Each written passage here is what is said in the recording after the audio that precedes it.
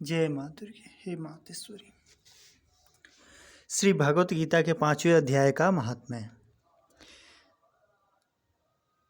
श्री भगवान कहते हैं, देवी, अब सब लोगों द्वारा सम्मानित 5वें अध्याय का महात्म्य संक्षेप से बतलाता हूँ। सावधान होकर सुनो।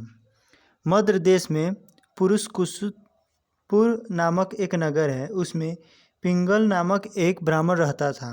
वह वेद पाठी ब्राह्मणों के विख्यात वंशों में जो सर्वथा निष्कलंक था उत्पन्न हुआ था, किंतु अपने कुल के लिए उचित वेद शास्त्रों के स्वाध्यायों को छोड़कर ढोल आदि बजाते हुए उसने नाच गाने में मन लगाया। गीत नृत्य और बाजा बजाने की कला में परिश्रम करके पिंगल ने बड़ी प्रसिद्धि प्राप्त कर ली और उसी से उसका राजभवन में भी प्रवेश हो गया। अब वह राजा के साथ रहने लगा और पराई स्त्रियों को बुला बुलाकर उनका उपभोग करने लगा। स्त्रियों के सिवा और कहीं उसका मन नहीं लगता था। धीरे धीरे अभिमान बढ़ जाने से उच्छृंखल होकर वह एकांत में राजा से दूसरों के दोष बतलाने लगा। पिंगली की एक स्त्री थी जिसका नाम था अरुणा। वह नीच कुल में उत्पन्न हुई थी और कामी पुरुषों के साथ विहार करने की इच्छा से सदा उनकी खोज में घुमा करती थी। उसने पति को अपने मार्ग का कंठकर समझकर एक दिन आधी रात में घर के भीतर ही उसका सिर काटकर मार डाला और उसकी लाश को जमीन में गाड़ दिया।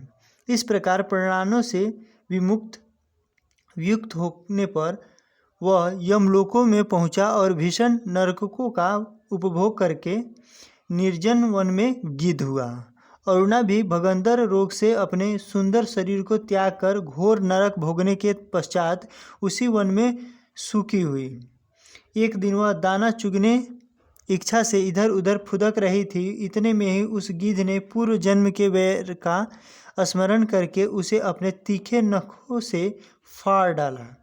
सूखी घायल होकर पानी से भरी हुई मनुष्य की खोपड़ी में गिरी। गिद्ध पुनः उसकी ओर झपटा। इतने में ही जाल फैलाने वाले बहेलियों ने उसे भी बाणों का निशाना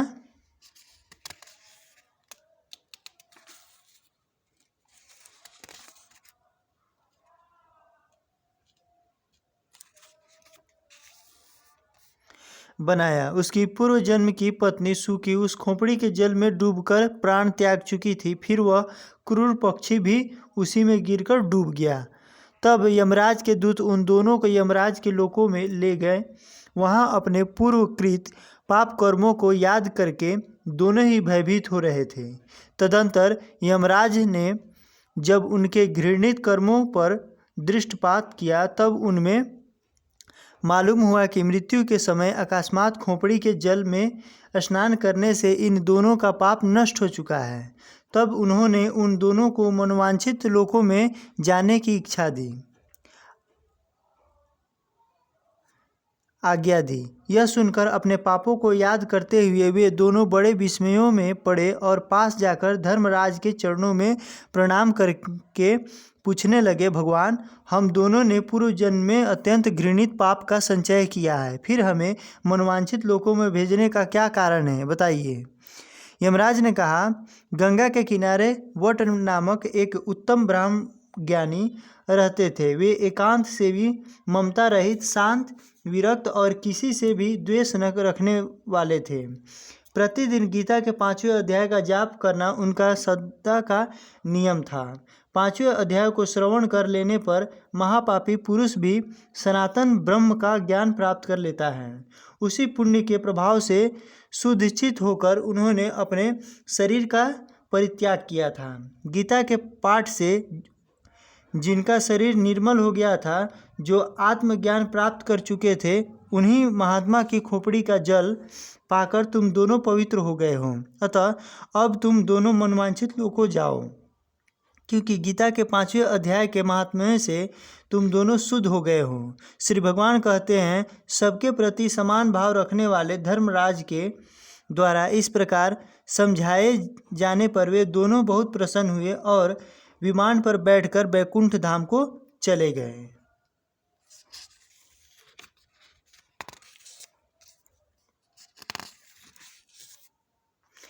5वां अध्याय। उसके उपरांत अर्जुन ने पूछा, हे कृष्ण, आप कर्मों के सन्यासी की और फिर निष्काम कर्मयोगी की प्रशंसा करते हैं, इसलिए इन दोनों में एक जो निश्चय किया हुआ है कल्याणकारक होवे उसको मेरे लिए कहिए। इस प्रकार अर्जुन के पूछने पर श्री कृष्ण महाराज बोले, हे अर्जुन, कर्मों का संन्यास अर्थात मन, इंद्रियों और शरीर द्वारा होने वाले संपूर्ण कर्मों में कर्तापन का त्याग और निष्काम कर्मयोग अर्थात समत्व बुद्धि से भगवदर्थ कर्मों का करना, ये दोनों ही परम कल्याण के करने वाले हैं। परंतु उन दोनों में भी कर्मों के संन्यास से निष्काम कर्मयोग साधन में सुगम होने से श्रेष्ठ है। इसलिए हे अर्जुन, जो पुरुष न किसी से द्वेष करता है और न किसी की आकांक्षा करता है, वह निष्काम कर्मयोगी सदा सन्यासी ही समझने योग्य है, क्योंकि राग द्वेषादि द्वंद्वों से रहित हुआ पुरुष सुखपूर्वक संसार रूप बंधन से मुक्त हो जाता है। हे अर्जुन, ऊपर कहे हुए संन्यास और निष्काम कर्मयोगों को मूर्ख लोग अलग अलग फल वाले कहते हैं, न कि पंडित जन, क्योंकि दोनों में से एक में भी अच्छी प्रकार स्थित हुआ पुरुष दोनों के फलस्वरूप परमात्मा को प्राप्त होता है। ज्ञान योगियों द्वारा जो परम धाम प्राप्त किया जाता है, निष्काम कर्म योगियों द्वारा भी वही प्राप्त किया जाता है। इसलिए जो पुरुष ज्ञान योग और निष्काम कर्म योगों को फल स्वरूप एक देखता है, वही यथार्थ देखता है। परंतु हे अर्जुन, निष्काम कर्म योग के बिना संन्यास अर्थात मन, इंद्रियों और शरीर द्वारा होने वाले संपूर्ण कर्मों में कर्तापन का त्याग प्राप्त होना कठिन है, और भगवत स्वरूप को मनन करने वाला निष्काम कर्म योगी पर ब्रह्म परमात्मा शीघ्र ही प्राप्त हो जाता है। वश में किया हुआ है शरीर जिसके ऐसा जितेंद्रिय और विशुद्ध अंतःकरण वाला एवं संपूर्ण प्राणियों के आत्म रूप परमात्मा में एक ही भाव हुआ निष्काम कर्मयोगी कर्म करता हुआ भी लिपायमान नहीं होता है। हे अर्जुन, तत्वों को जानने वाला सांख्य योगी जो देखता हुआ, सुनता हुआ, स्पर्श करता हुआ, सूंघता हुआ, भोजन करता हुआ, गमन करता हुआ, सोता हुआ, श्वास लेता हुआ, बोलता हुआ, त्यागता हुआ, ग्रहण करता हुआ तथा आँखों को खोलता और मिचता हुआ भी सब इंद्रियों अपने अपने अर्थों में बरत रही है, इस प्रकार समझता हुआ निसंदेह ऐसे मानो कि मैं कुछ भी नहीं करता हूँ। परंतु हे अर्जुन, देहाभिमानियों द्वारा यह साधना होना कठिन है और निष्काम कर्म योग सुगम है, क्योंकि जो पुरुष सब कर्मों को परमात्मा में अर्पण करके और आसक्ति को त्याग कर कर्म करता है, वह पुरुष जल से कमल के पत्ते के सदृश पाप से लिपायमान नहीं होता। इसलिए निष्काम कर्मयोगी महत्व बुद्धि रहित केवल इंद्रिय, मन, बुद्धि और शरीर द्वारा भी आसक्ति को त्याग कर अंतःकरण की शुद्धि के लिए कर्म करते हैं। इसी से निष्काम कर्मयोगी कर्मों के फल को परमेश्वर के अर्पण करके भगवत प्राप्ति रूप शांति को प्राप्त होता है, और सकामी पुरुष फल में आसक्त हुआ कामना के द्वारा बंधता है। इसलिए निष्काम कर्म योग उत्पन्न है। हे अर्जुन, वश में अंतःकरण जिसके ऐसा सांख्य योग का आचरण करने वाला पुरुष तो निसंदेह न करता हुआ और न करवाता हुआ 9 द्वारों वाले शरीर स्वरूप घर में जब कर्मों को मन से त्याग कर अर्थात इंद्रियों के अर्थों में बरतती है, ऐसे मानता हुआ आनंद पूर्वक सच्चिदानंद घन परमात्मा के स्वरूप में स्थित रहता है। परमेश्वर भी भूत प्राणियों के न कर्तापन को और न कर्मों को तथा न कर्मों के फल के संयोगों को वास्तव में रचता है, किंतु परमात्मा के सकाश से प्रकृति ही बरतती है, अर्थात गुण ही गुणों में बरते रहे हैं। सर्वव्यापी परमात्मा न किसी के पाप कर्मों को और न किसी के शुभ कर्मों को भी ग्रहण करता है, किंतु माया के द्वारा ज्ञान ढका हुआ है, इससे सब जीव मोहित हो रहे हैं। परंतु जिनका वह अंतःकरण अज्ञान आत्मान ज्ञान द्वारा नाश हो गया है, उनका वह ज्ञान सूर्य के सदृश उस सच्चिदानंद घन परमात्मा को प्रकाशता है, अर्थात परमात्मा के स्वरूपों को साक्षात कराता है। हे अर्जुन, तद्रूप है बुद्धि जिनकी तथा तद्रूप है मन जिनका, और उस सच्चिदानंद घन परमात्मा में ही निरंतर एक ही भाव से स्थिति जिनकी, ऐसे तत्वपरायण पुरुष ज्ञान के द्वारा पाप रहित हुए अपुनावृत्ति को अर्थात परम गति को प्राप्त होते हैं। ऐसे वे ज्ञानी जन विद्या और विनय युक्त ब्राह्मण में तथा गौ, हाथी, कुत्ते और चंडाल में भी समभाव से देखने वाले ही होते हैं। इसलिए जिनका मन समत्व भाव में स्थित है, उनके द्वारा इस जीवित अवस्था में ही संपूर्ण संसार जीत लिया गया है। अर्थात वे जीते हुए ही संसार से मुक्त है, क्योंकि सच्चिदानंद घन परमात्मा निर्दोष और सम है। इससे वे सच्चिदानंद घन परमात्मा में ही स्थित है। जो पुरुष प्रिय को अर्थात जिसको लोग प्रिय समझते हैं उसको प्राप्त होकर हर्षित नहीं हो, और अप्रिय को अर्थात जिसको लोग अप्रिय समझते हैं उसको प्राप्त होकर उद्वेगवान न हो, ऐसा स्थिर बुद्धि संयम रहित ब्रह्मवेता पुरुष सच्चिदानंद घन पर ब्रह्म परमात्मा में भोगों में आसक्ति रहित अंतःकरण वाला पुरुष अंतःकरण में जो भगवत ध्यान जनित आनंद है उसको प्राप्त होता है, और वह पुरुष सच्चिदानंद घन पर ब्रह्म परमात्मा स्वरूप योग में एक ही भाव से स्थित हुआ यह अक्षय आनंद को अनुभव करता है। जो यह इंद्रिया तथा विषयों के संयोग से उत्पन्न होने वाले सब भोग है, वे यद्यपि विषयी पुरुषों को सुख रूप भासते हैं तो भी निसंदेह दुखों के ही हेतु है और आदि अनंत वाले अर्थात अनित्य हैं। इसलिए हे अर्जुन, बुद्धिमान विवेकी पुरुष उनमें नहीं रमता जो मनुष्य शरीर के नाश होने से पहले ही काम और क्रोध से उत्पन्न हुए वेगों को सहन करने में समर्थ है। अर्थात काम क्रोधों को जिसने सदा के लिए जीत लिया है वह मनुष्य इस लोक में योगी है और वही सुखी है।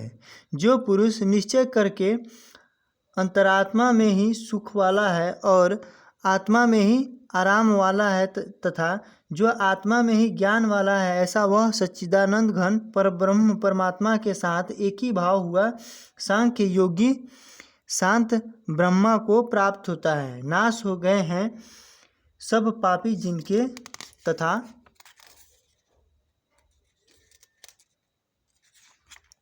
ज्ञान करके निवृत्त हो गया है संशय जिनका, और संपूर्ण भूत प्राणियों के हित में रति जिनकी, एकाग्र हुआ है भगवान के ध्यान में चित्त जिनका, ऐसे पर ब्रह्मवेता पुरुष शांत पर ब्रह्म प्राप्त होते हैं। काम क्रोध से रहित जीते हुए चित्त वाले पर ब्रह्म परमात्मा का साक्षात्कार किए हुए ज्ञानी पुरुषों के लिए सब ओर से शांत पर ब्रह्म परमात्मा ही प्राप्त है। हे अर्जुन, बाहर के विषय भोगों को न चिंतन करता हुआ बाहर ही त्याग कर और नेत्रों की दृष्टि को भ्रिकुटी के बीच में स्थित करके तथा नासिका में विचरण वाले प्राण और अपान वायु को सम करके जीती हुई है। इंद्रिया मन और बुद्धि जिसकी, ऐसा जो मोक्षपरायण मुनि इच्छा भय और क्रोध से रहित है वह सदा मुक्ति ही है। और हे अर्जुन, मेरा भक्त मेरे को यज्ञ और तपों का भोगने वाला और संपूर्ण लोकों के ईश्वरों का भी ईश्वर तथा संपूर्ण भूत प्राणियों का सुहृदय अर्थात स्वार्थ रहित प्रेमी, ऐसा तत्वों से जानकर शांति को प्राप्त होता है। और सच्चिदानंद घन परिपूर्ण शांत ब्रह्म के सिवा उसकी दृष्टि और कुछ भी नहीं रहता, केवल वासुदेव ही वासुदेव रह जाता है। ये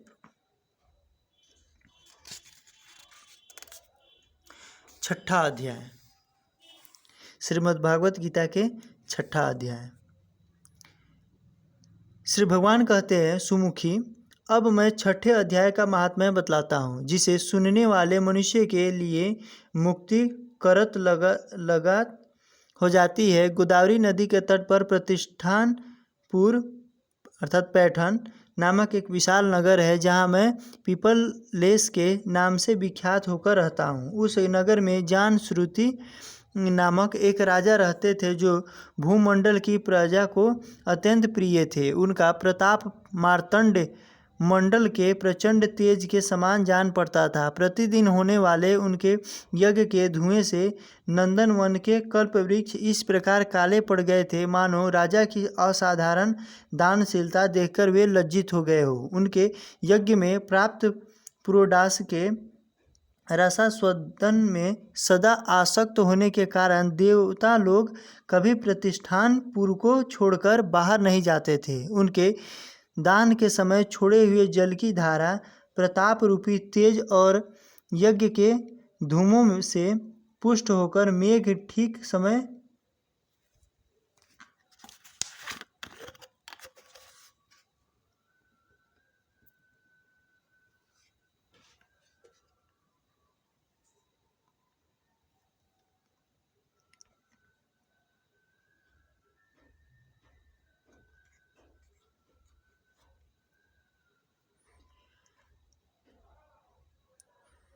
और यज्ञ धूमों से पुष्ट होकर मेघ ठीक उस समय वर्षा करते थे। उस राजा के शासनकाल में इतियों अर्थात खेती में होने वाले 6 प्रकार के उपद्रवों के लिए कहीं थोड़ा भी स्थान नहीं मिलता था और अच्छी नीतियों का सर्वत्र प्रसार होता था।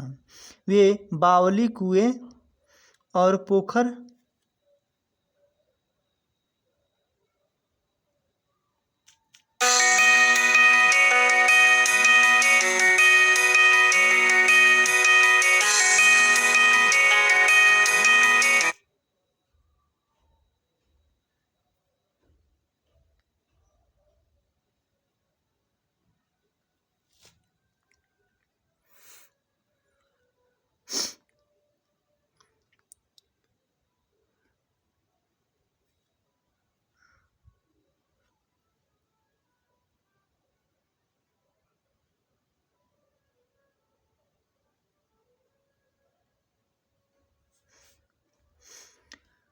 थोड़ा भी स्थान नहीं मिलता था और अच्छी नीतियों का सर्वत्र प्रसार होता था। हे बावली, कुएं और पोखरे खुदवाने के बहाने मनु प्रतिदिन पृथ्वी के भीतर की निधियों का अवलोकन करते थे। एक समय राजा के दान, तप, यज्ञ और प्रजा पालन से संतुष्ट होकर स्वर्ग के देवता उन्हें वर देने के लिए आए। वे कमल नाल के समान उज्ज्वल हंसों का रूप धारण कर अपनी पंखें हिलाते हुए आकाश मार्ग से चलने लगे। बड़ी उतावली के साथ उड़ते हुए वे सभी हंस परस्पर बातचीत भी करते जाते थे। उनमें से भद्रक्ष आदि 2-3 हंस वेग से उड़कर आगे निकल गए।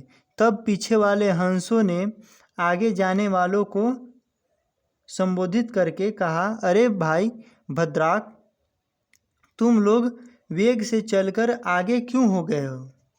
यह मार्ग बड़ा दुर्गम है, इसमें हम सबको साथ मिलकर चलना चाहिए। क्या तुम्हें दिखाई नहीं देता? यह सामने ही पुण्य मूर्ति महाराज जान श्रुति का तेज पुंज अत्यंत स्पष्ट रूप से प्रकाशमान हो रहा है। उस तेज से भस्म होने की आशंका है, अतः सावधान होकर चलना चाहिए। पीछे वाले हंसों के ये वचन सुनकर आगे वाले हंस हंस पड़े और उच्च स्वर से उनकी बातों की अवहेलना करते हुए बोले, अरे भाई, क्या इस राजा जान श्रुति का तेज ब्रह्मवादी महात्मा रैंक से तेज से भी अधिक तीव्र है? हंसों की ये बात सुनकर राजा जान श्रुति अपने ऊंचे महल की छत से उतर गए और सुखपूर्वक आसन पर विराजमान हो अपने सारथी को बुलाकर बोले, जाओ महात्मा रैंक को यहाँ ले आओ। राजा का यह अमृत के समान वचन सुनकर मोह नामक सारथी प्रसन्नता प्रकट करता हुआ नगर से बाहर निकला। सबसे पहले उसने मुक्तिदायिनी काशीपुरी की यात्रा की, जहाँ जगत के स्वामी भगवान विश्वनाथ मनुष्यों को उपदेश दिया करते हैं। उसके बाद वह गाय क्षेत्र में पहुंचा, जहां प्रफुल्ल नेत्रों वाले भगवान गदाधर संपूर्ण लोकों द्वारा उद्धार करने के लिए निवास करते हैं। तदंतर नाना तीर्थों में भ्रमण करता हुआ सारथी पापनाशनी मथुरापुरी में गया। यह भगवान श्री कृष्ण आदि स्थान है जो परम महान एवं मोक्ष प्रदान करने वाले हैं। वेद और शास्त्रों में वह तीर्थ त्रिभुवनपति भगवान गोविंद के अवतार स्थान के नाम से प्रसिद्ध है। नाना देवता और ब्रह्म ऋषि उसका सेवन करते हैं। मथुरा नगर कलांदी यमुना के किनारे शोभा पाता है। उसकी आकृति अर्धचंद्र के समान प्रतीत होती है। वह सब तीर्थों के निवास से परिपूर्ण है। परम आनंद प्रदान करने के कारण सुंदर प्रतीत होता है। गोवर्धन पर्वत के होने से मथुरा मंडल की शोभा और भी बढ़ गई है। वह पवित्र वृक्षों और लताओं से आवृत है। उसमें 12 वन है। वह परम पुण्यमयी तथा सबको विश्राम देने वाले श्रुतियों के सारभूत भगवान श्री कृष्ण आधार भूमि है। तत्पश्चात मथुरा से पश्चिम और उत्तर दिशा की ओर बहुत दूर तक जाने वाले सारथियों को काश्मीर नामक नगर दिखाई दिया, जहाँ शंख के समान उज्ज्वल गगनचुंबी महलों की पंक्तियाँ भगवान शंख के अट्टहास की भांति शोभा पाती है। जहाँ ब्राह्मणों के क्षत्रिय आलाप सुनकर मूक मनुष्य भी सुंदर वाणी और पदों का आचरण करते हुए देवताओं के समान हो जाते हैं। जहाँ निरंतर होने वाले यज्ञ धूम से व्याप्त होने के कारण आकाश मंडल मेघों से धुलते रहने पर भी अपनी कालिमा नहीं छोड़ता। जहाँ उपाध्याय के पास आकर छात्र जन्मकालीन अभ्यास से ही संपूर्ण कलाएं स्वतः पढ़ लेते हैं, तथा जहाँ मणिकेश्वर नाम से प्रसिद्ध भगवान चंद्रशेखर देहधारियों को वरदान देने के लिए नित्य निवास करते हैं। कश्मीर के राजा माणिक्यसेन ने दिग्विजय में समस्त राजाओं को जीतकर भगवान शिव का पूजन किया था। तभी से उनका नाम माणिकेश्वर हो गया था। उन्हीं के मंदिर के दरवाजे पर महात्मा रैक एक छोटी सी गाड़ी पर बैठे अपने अंगों को खुजलाते हुए वृक्ष की छाया का सेवन कर रहे थे। इसी अवस्था में सारथी ने उन्हें देखा। राजा के बताए हुए भिन्न भिन्न चिन्हों से उसने शीघ्र ही रैक को पहचान लिया और उनके चरणों में प्रणाम करके कहा, ब्राह्मण, आप किस स्थान पर रहते हैं? आपका पूरा नाम क्या है? आप तो सदा स्वच्छंद विचरण वाले हैं, फिर यहाँ किस लिए ठहरे हैं? इस समय आपका क्या करने का विचार है? सारथी के यह वचन सुनकर परम आनंद में निमग्न महात्मा रैक ने कुछ सोचकर उससे कहा, यद्यपि हम पूर्ण काम हैं, हमें किसी वस्तु की आवश्यकता नहीं है, तथापि कोई भी हमारी मनोवृत्ति के अनुसार परिचर्या कर सकता है। रैक के हार्दिक अभिप्रायों को आदरपूर्वक ग्रहण करके सारथी धीरे से राजा के पास चल दिया। वहां पहुंचकर राजा को प्रणाम करके उसने हाथ जोड़ा, सारा समाचार निवेदन किया। उस समय स्वामी के दर्शन से उसके मन में बड़ी प्रसन्नता थी। सारथी के वचन सुनकर राजा के नेत्र आश्चर्य से चकित हो उठे। उनके हृदय में रैक का सत्कार करने की श्रद्धा जागृत हुई। उन्होंने 2 खच्चरियों से जुती हुई एक गाड़ी लेकर यात्रा की। साथ ही मोती के हार, अच्छे अच्छे वस्त्र और 1 सहस्त्र गौवें भी ले ली। कश्मीर मंडल में महात्मा रैक जहाँ रहते थे, उस स्थान पर पहुंचकर राजा ने सारी वस्तुएं उनके आगे निवेदन कर दी और पृथ्वी पर पड़कर साष्टांग प्रणाम किया। महात्मा रैक अत्यंत भक्ति के साथ चरणों में पड़े हुए राजा जानश्रुति पर कुपित हो उठे और बोले, रे शूद्र, तू दुष्ट राजा है, क्या तू मेरा वृतांत नहीं जानता? यह खच्चरियों से जुती हुई अपनी ऊंची गाड़ी ले जा। ये वस्त्र, ये मोतियों के हार और ये दूध देने वाली गौवें भी स्वयं ही ले जा। इस तरह आज्ञा देकर रैक ने राजा के मन में भय उत्पन्न कर दिया। तब राजा ने सांप के भय से महात्मा रैक के दोनों चरण पकड़ लिए और भक्तिपूर्वक कहा, ब्राह्मण, मुझ पर प्रसन्न होइए। भगवान, आप में यह अद्भुत महात्म्य कैसे आया है? प्रसन्न होकर मुझे ठीक ठीक बताइए। रैक ने कहा, राजन, मैं प्रतिदिन गीता के 6ठे अध्याय का जाप करता हूँ। इसी से मेरी तेजो राशि देवताओं के लिए भी दुस्सह है। तदंतर परम बुद्धिमान राजा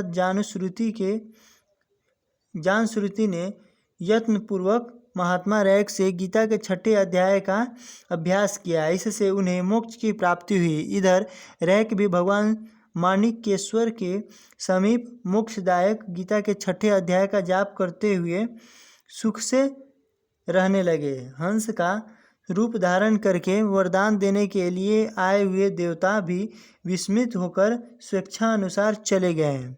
जो मनुष्य सदा एक ही अध्याय का जाप करता है वह भी भगवान विष्णु के ही स्वरूप को प्राप्त होता है, इसमें तनिक भी संदेह नहीं है।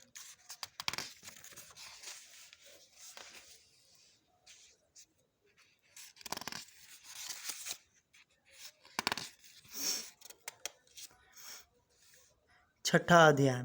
उसके उपरांत श्री कृष्ण महाराज बोले, हे अर्जुन, जो पुरुष कर्म के फल को न चाहता हुआ कर्म करने योग्य कर्म करता है वह सन्यासी और योगी है, और केवल अग्नि को त्यागने वाला सन्यासी योगी नहीं है, तथा केवल क्रियाओं को त्यागने वाले भी सन्यासी योगी नहीं है।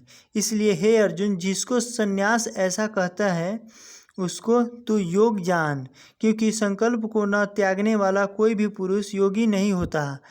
समत्व बुद्धि रूप योग में आरूढ़ होने की इच्छा वाले मननशील पुरुष के लिए योगी की प्राप्ति में निष्काम भाव से कर्म करना ही हेतु कहा है, और योगारूढ़ हो जाने पर उस योगारूढ़ पुरुष के लिए सर्व संकल्पों का अभाव ही कल्याण में हेतु कहा है। जिस काल में न तो इंद्रियों के भोगों में आसक्त होता है तथा न कर्मों ही आसक्त होता है, उस काल में सर्व संकल्प को त्यागी पुरुष योगारूढ़ कहा जाता है। यह योगारूढ़ता कल्याण में हेतु कही है। इसलिए मनुष्य को चाहिए कि अपने द्वारा अपना संसार समुद्र से उद्धार करे और अपने आत्मा को अधोगति में न पहुँचावे, क्योंकि यह जीवात्मा आप ही तो अपना मित्र है और आप ही अपना शत्रु है, अर्थात और कोई दूसरा शत्रु या मित्र नहीं है। उस जीवात्मा का तो वह आप ही मित्र है कि जिस जीवात्मा द्वारा मन और इंद्रियों सहित शरीर जीता हुआ है, और जिसके द्वारा मन और इंद्रियों सहित शरीर नहीं जीता गया है, उसका वह आप ही शत्रु के सदृश शत्रुता में बरतता है। हे अर्जुन, सर्दी गर्मी और सुख दुख आदि को में तथा मान और अपमान में जिसके अंतःकरण की वृत्तियां अच्छी प्रकार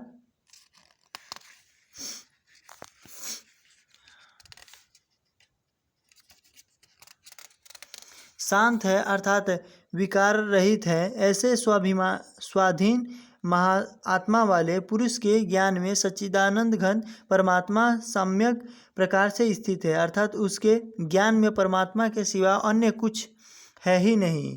ज्ञान विज्ञान से तृप्त है, अंतःकरण जिसका तथा विकार रहित है, स्थिति जिसकी और अच्छी प्रकार जीती हुई है, इंद्रियां जिसकी साथ है, मिट्टी पत्थर और सुवर्ण जिसके, वह योगी युक्त अर्थात भगवती की प्राप्ति वाला है। ऐसे कहा जाता है, जो पुरुष सुहृदय मित्र वैरी उदासीन मध्यस्थ द्वेषी और बंधु गण में तथा धर्मात्माओं में और पापियों में भी समान भाव वाला है, वह अति श्रेष्ठ है।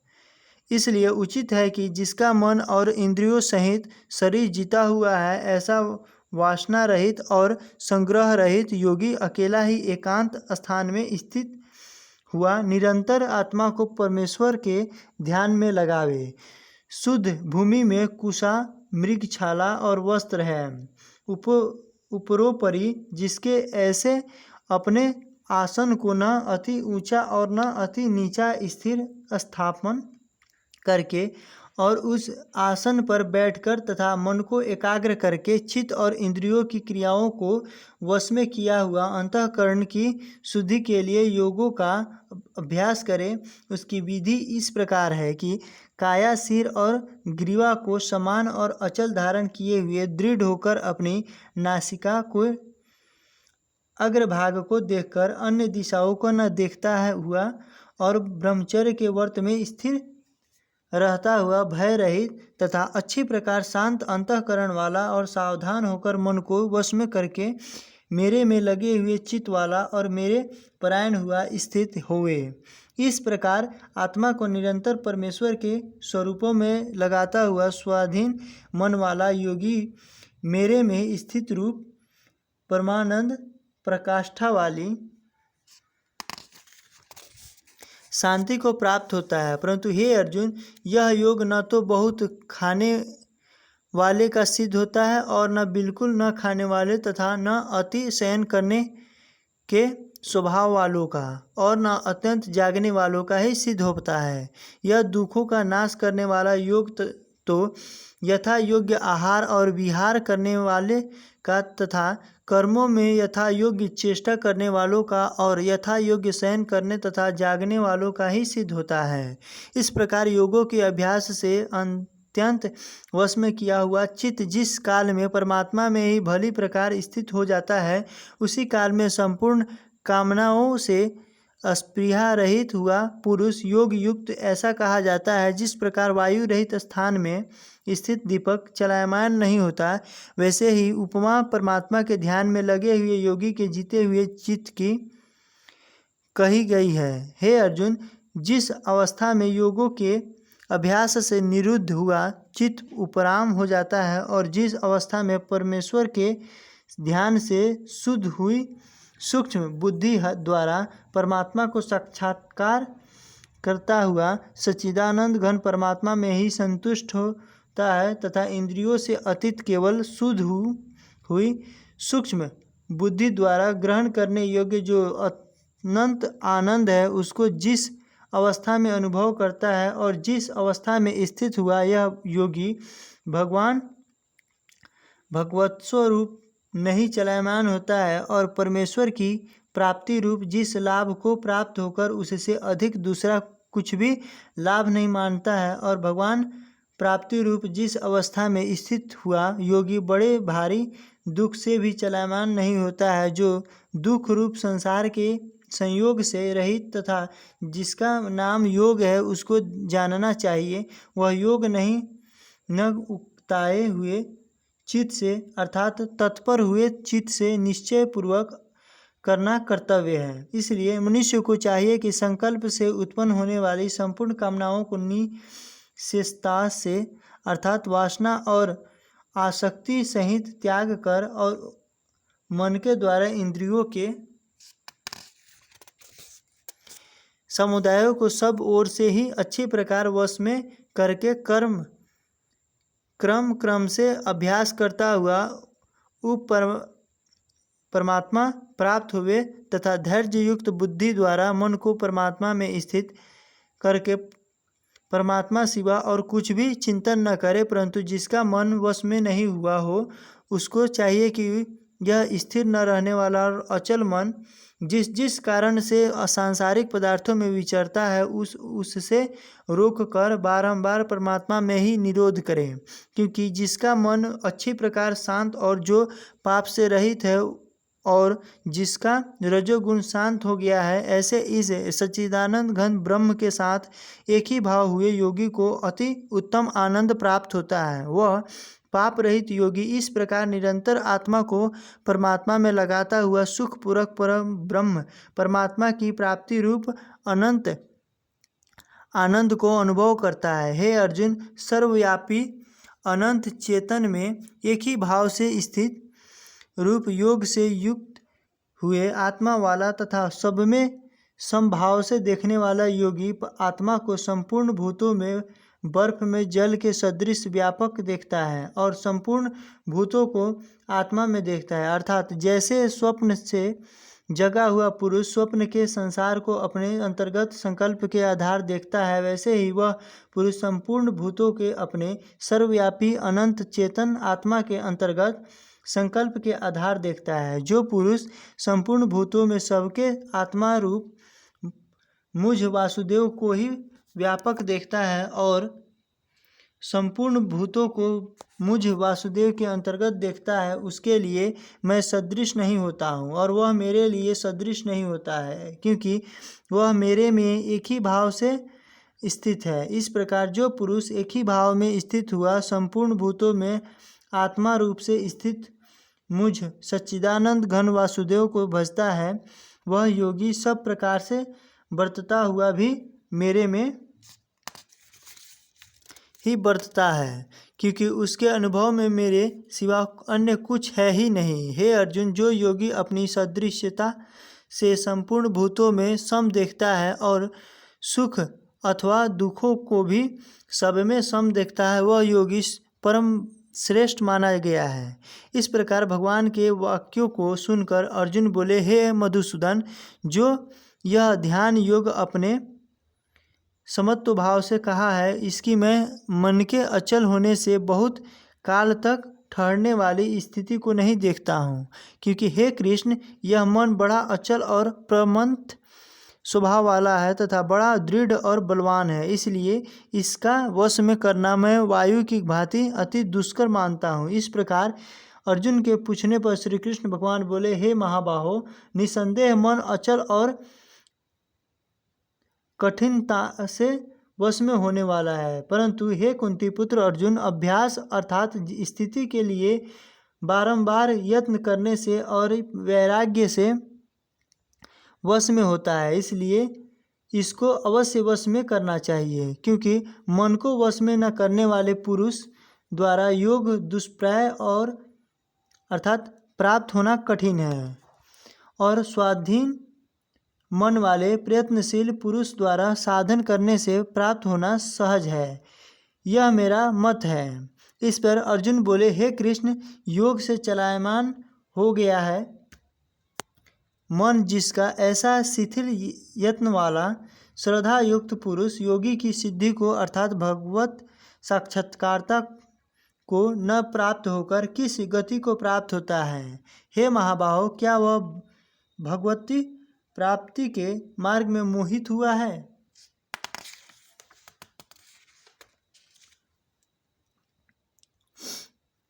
आश्रय रहित पुरुष छिन्न भिन्न बादल की भांति दोनों ओर से अर्थात भगवत्व प्राप्ति और सांसारिक भोगों से भ्रष्ट हुआ नष्ट तो नहीं हो जाता।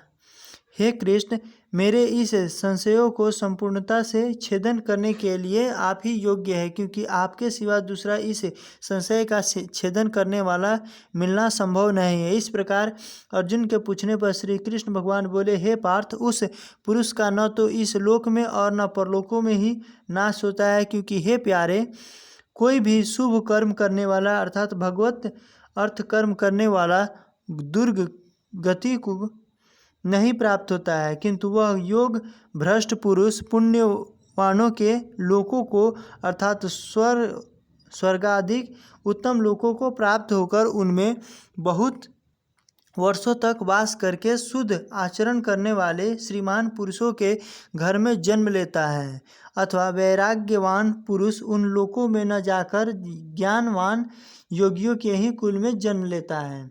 परंतु इस प्रकार का जो यह जन्म है सो संसार में निसंदेह अति दुर्लभ है। वह पुरुष वहाँ उस पहले शरीर में साधन किए हुए बुद्धि के संयोग को अर्थात समत्व बुद्धि योग के संसार को अनायास ही प्राप्त हो जाता है, और हे कुरुनंदन, उसके प्रभाव से फिर अच्छी प्रकार भगवत प्राप्ति के निमित्त यत्न करता है। वह विषयों के वश में हुए भी उस पहले के अभ्यास से ही निसंदेह भगवती की ओर आकर्षित किया जाता है, तथा समत्व बुद्धि रूप योग का जिज्ञासु भी वेद में कहे हुए सकाम कर्मों के फल को उल्लंघन कर जाता है। जब कि इस प्रकार मंद प्रयत्न करने वाला योगी भी परमागति को प्राप्त हो जाता है। तब क्या कहना है कि अनेक जन्मों से अंतःकरण की शुद्धि रूप सिद्धि को प्राप्त हुआ और अति